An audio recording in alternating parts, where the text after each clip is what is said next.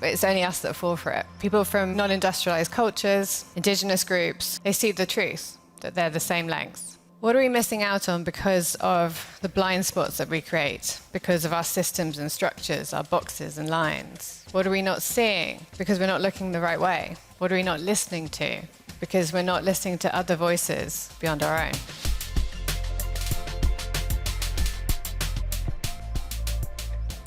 Welcome, everyone. And thank you to Hildreth and the Media Evolution team for creating this space for us to share and explore over the coming days. I'm going to invite you now on a journey into deep time with our more than human ancestors. It'll be a guided visualization, so I ask you just to calm your nervous systems, take a few deep breaths, and close your eyes. Drop into the darkness that lies behind your eyelids.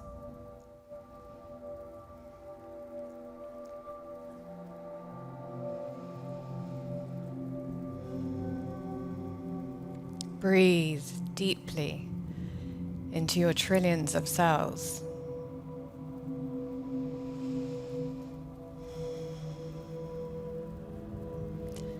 Here is the still point in the chaos. A refuge. And it is never not there. It is the cosmic void within the seat of our awareness, where everything arises and passes into existence.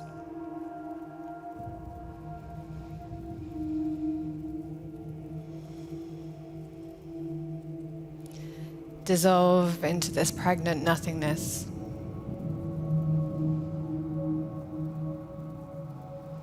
Allowing the spaces between places within spaces of your cells to expand, infuse, diffuse into this fluid weightlessness with no beginning and no end.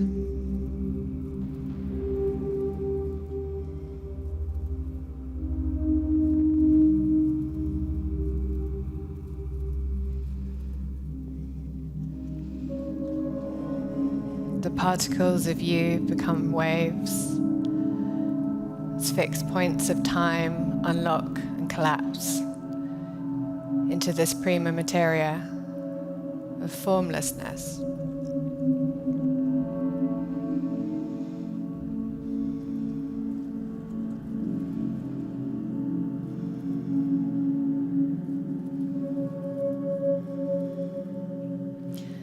And from this stillness, we draw our first cosmic breath, inhaling all potentialities.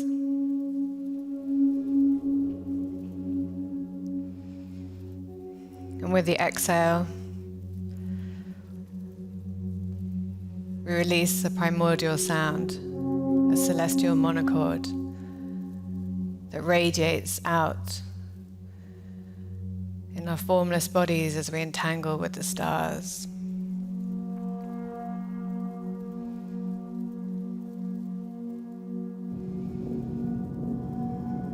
And we spiral through constellations as dusty skirts of planets spin at the edge of our horizon like whirling dervishes,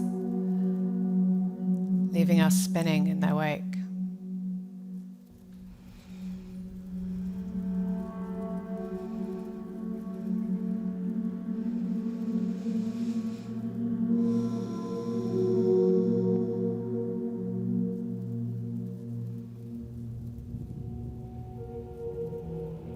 Propelled towards the light,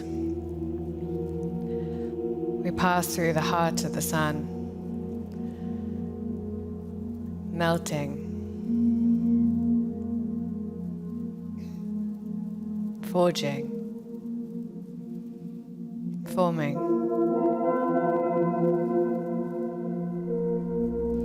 And Venus kisses our cheek as the moon lulls and laps lunations. And we feel the gravitational pull of our planet calling to us.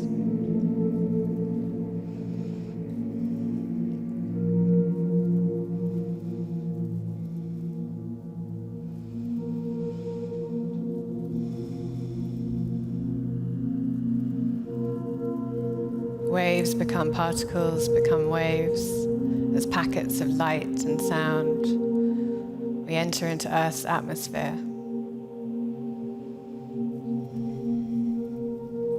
Here we are received by the leaves of a plant to transpire, respire, transform, held in the velvet bosom of a bloom, to pollinate and procreate and encapsulate into a seed.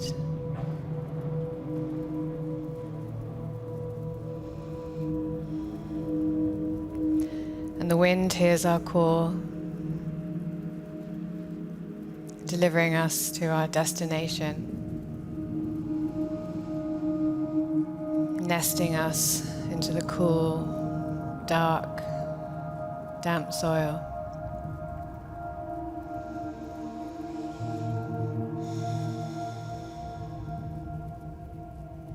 And we lie and we wait,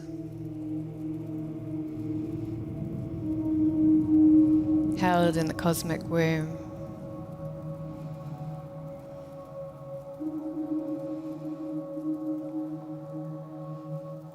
And from this fertile darkness, we begin to swell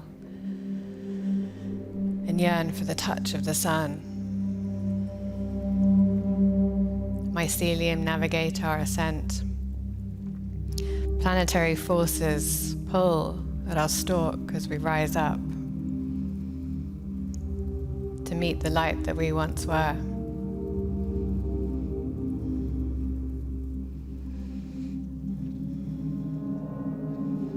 And we awaken,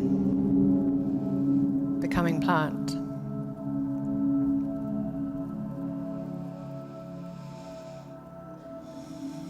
Feel your form.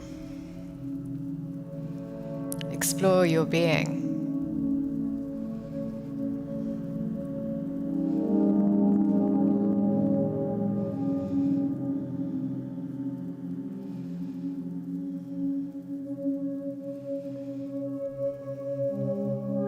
What colors, patterns, and shapes appear?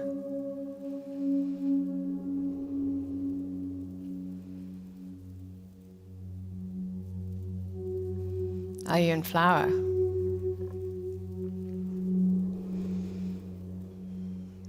Do you bear fruit?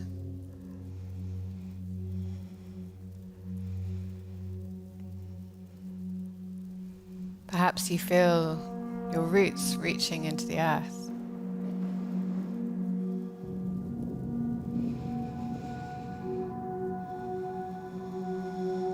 What is your texture, your aroma?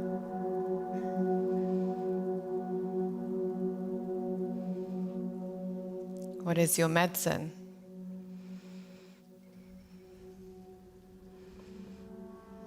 What is your voice?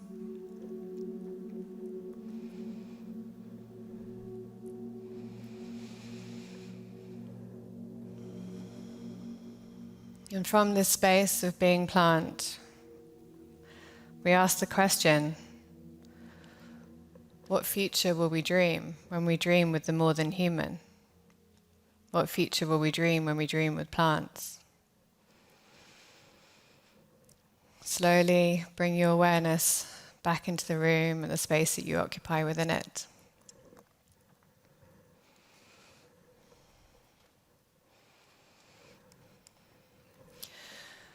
What we just did was an act of imagination, of knowing through becoming, of sensing through direct perception. And I invite you to practice this way of listening, of embodied communication and sensing over the coming days. When we engage with the more than human, we alter our neurophysiology as we activate a sense of awe, which has been proven to increase pro-social and creative behaviors. When we allow ourselves to perceive from alternative perspectives, we open up new pathways and new possibilities for designing a future beyond our perceived limitations. In many past and present cultures, plants communicate to humans through dreams and altered states of consciousness. When anthropologists ask indigenous groups how they know why this plant will treat this disease, the answer is never trial and error. They always say the same thing. The plants told us. The Aymara people of the Andes see the future, the unknown, as behind, and we're facing the past. In the past, the landscape is etched with all of the experiences of our human and more than human ancestors. These are signposts, breadcrumbs, to support us in navigating the present. Considering plants as passive, considering the more than human as lacking agency, as nature as being outside of ourselves, has facilitated our abuse of the natural world, and in doing so, it's our own act of self-harm.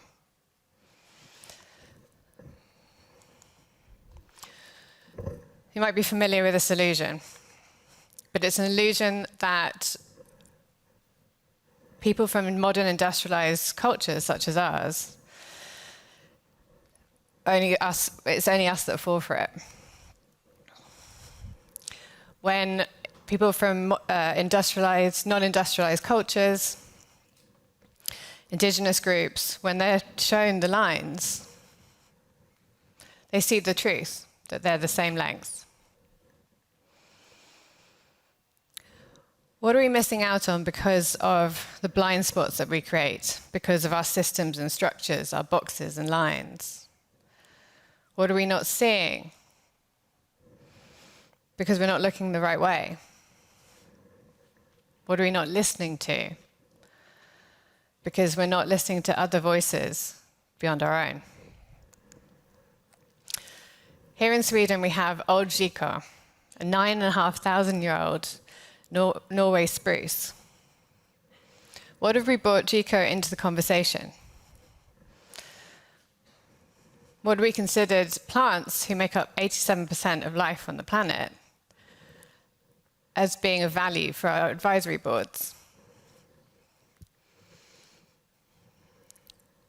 Modern Homo sapiens have been around for 160,000 years. Homo sapiens, 300,000. The horsetail plant, 350 million years. So why would we continue to assume that these beings, these ancient, wise beings, have nothing to offer? That these masters of adaptation and survival might not know something that we don't?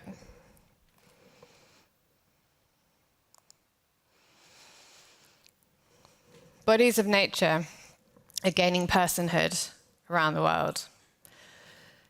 Here in Sweden, we have Lake Vättern, and a group of researchers in the University of Gothenburg are looking to gain personhood for the lake, giving it legal status as a subject.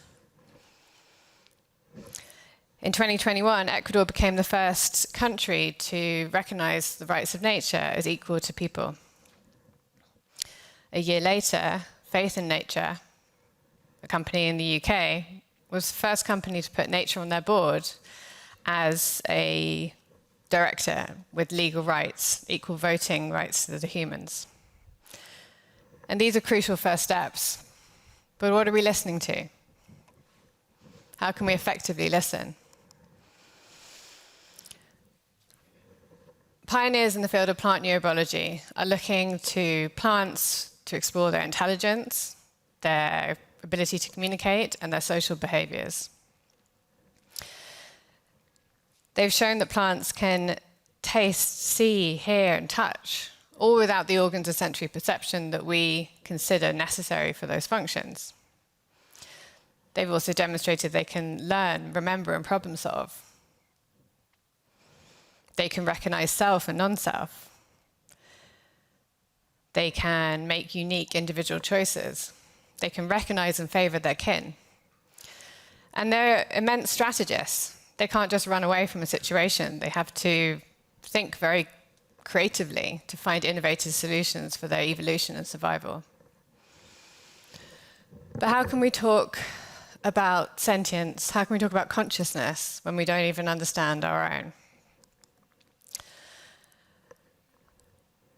We know that general anesthetic switches off consciousness in humans and animals. We don't agree on how that's actually actioned, but we know that much. Stefano Mancuso and his team began last year experimenting with modern pharmaceutical drugs and found that plants responded in the same way as humans. They became completely unresponsive to external stimuli, even though they have no brains and no nervous systems.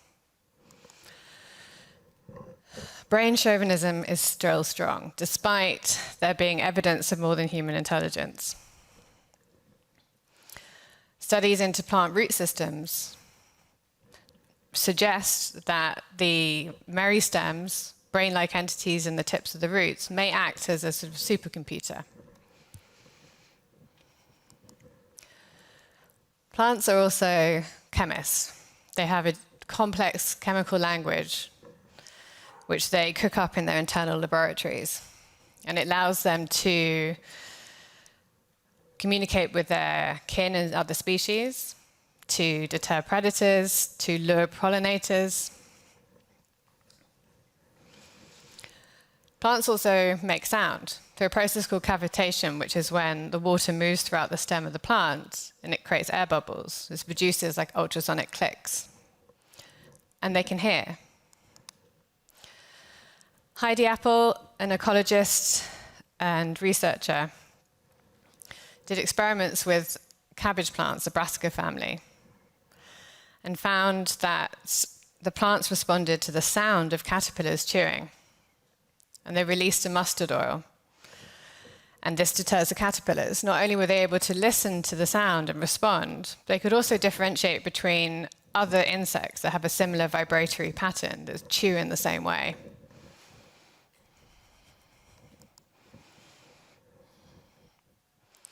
Machine learning is allowing us to understand signaling languages of animals, of elephants, of bats, of whales, and the phonetic alphabet that they use. But meaning making shouldn't have to be that the more than human language has to conform to human linguistics. There are other more sensory ways of achieving this. Composer Paulina Riveros talks about deep listening as a practice of sensing and feeling, listening as feeling, with the whole body, with everything that we have. And this is more than human listening. Eduardo Kohn, when he talks about how forests think, he describes this as primal sensing. And this is a deep knowing. This is thinking and listening with images.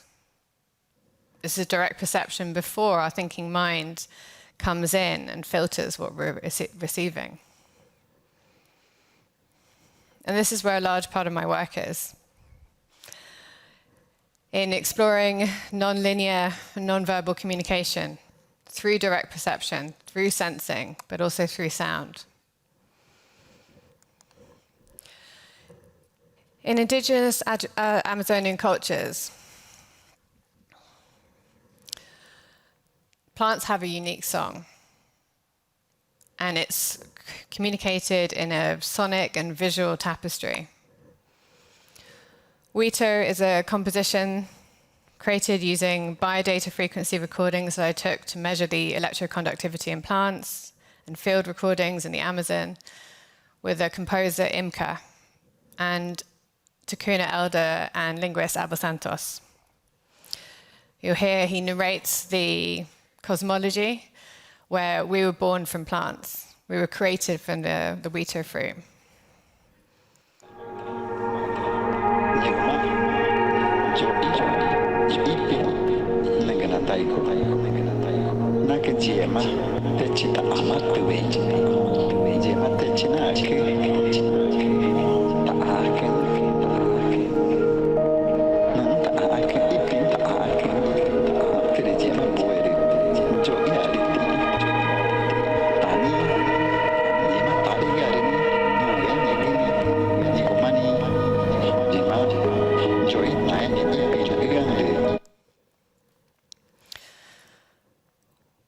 When we reveal these textures, these layers of sound, we access what Anna Singh describes as a polyphonic symphony. This is the interspecies gatherings, the dissonance and resonance that's created. And plants are orchestras. They are in communication with every aspect of their environment above and below ground. And there is a symphony happening beneath our feet. 1 teaspoon of soil contains more organisms than there are people on the planet. Yet, in 2022, the United Nations produced a paper estimating that 90% of soils will be degraded by 2050, moderately or severely. In neighboring Norway, we have the Global Seed Bank, which is designed to preserve our genetic heritage of plants. But that would become redundant without soil. Disruptors to the soil's ability to communicate for the microorganisms, the macro beings, the animals, plants, and fungi to adapt, to respond, and communicate is being disrupted by agro-industrial chemicals and fertilizers, by GM monoculture crops, by seed extractivist processes.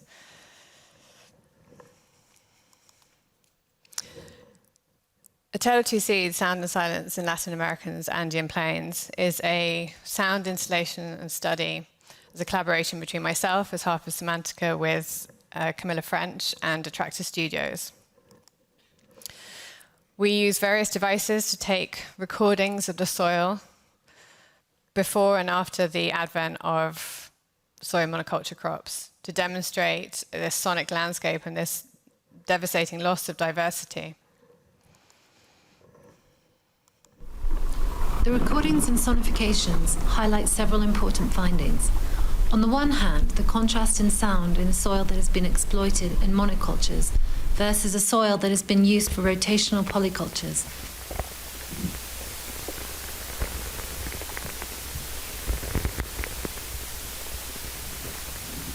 And on the other hand, the impressive sonic evidence of the loss of relations and alliances between species of a territory before and after the advent of a monoculture presence.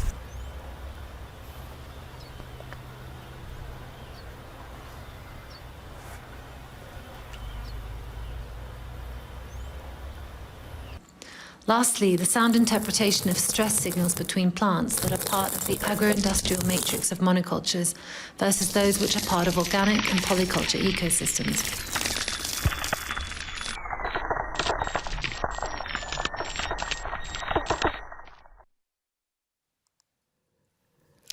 Our initial studies suggest that the future of regenerative agriculture might be sonic.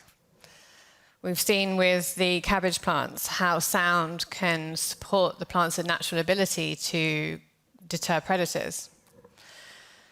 We've also seen with the coral reef recovery that when coral larvae are played the sounds of healthy coral, they're more likely to start to build and reproduce in damaged reefs.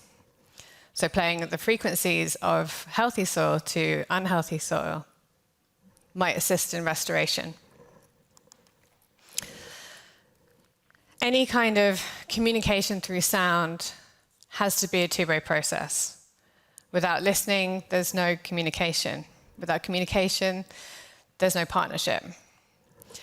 Oniric Soils was a project as part of Dreaming with Plants, a residency in Greece last year, where we created a biofeedback loop between the dreams of the group, recorded in the morning, converted to non-verbal sine wave, played to the olive tree during the day, and then at nighttime we recorded the biodata of the olive tree and then played it to the group before they went to sleep. And this is an act of social dreaming. Social dreaming is the practice of coming together as a group, as a community, and registering our dreams as objects. Dreams are independent entities. They dream through a dreamer. And when we come together and we exchange these, we can see the processes that underlie our subconscious. We can start to see where we are as a group. And this can inform societal and cultural processes. So we're going to go on an experiment together over the next couple of days. Geomantra is a pilot app and a sonic meditation device designed to cultivate cohesive states of consciousness so that we can better approach plants and nature and receive and perceive from a space of heightened awareness. The Geomantra words are inputted from your dreams, how the dream made you feel, your experience, dream fragments. Is then converted into number and form, and then put through a dream incubator, which involves an algorithm based on frequencies and patterns in nature, such as the Fibonacci sequence, golden ratio, prime numbers. And then that produces a unique sonic mantra. We created these using frequencies, binaural beats, bioresonances, such as the Schumann resonance of the earth, and plant biodata. So I ask you to scan the code. There'll be various points today that you'll be able to do this. And I invite you tomorrow morning, ideally first thing when you wake up, before the dreams have that habit of dissolving into the day, but certainly before 11 a.m. And you'll be prompted to do this in the morning again. And then we will produce this as a word cloud, as a constellation tomorrow afternoon, so we can get an idea of, as we've received and perceived this information during today, what's really arising from us as a group, from our collective subconscious. Orangum. Ecologist Monica Gagliano uses a scientific and indigenous approach to her work. And she says that the plants gave her a word, orangum. And it means thank you for listening in plant speak. And of course, plant speak is inherently nonverbal.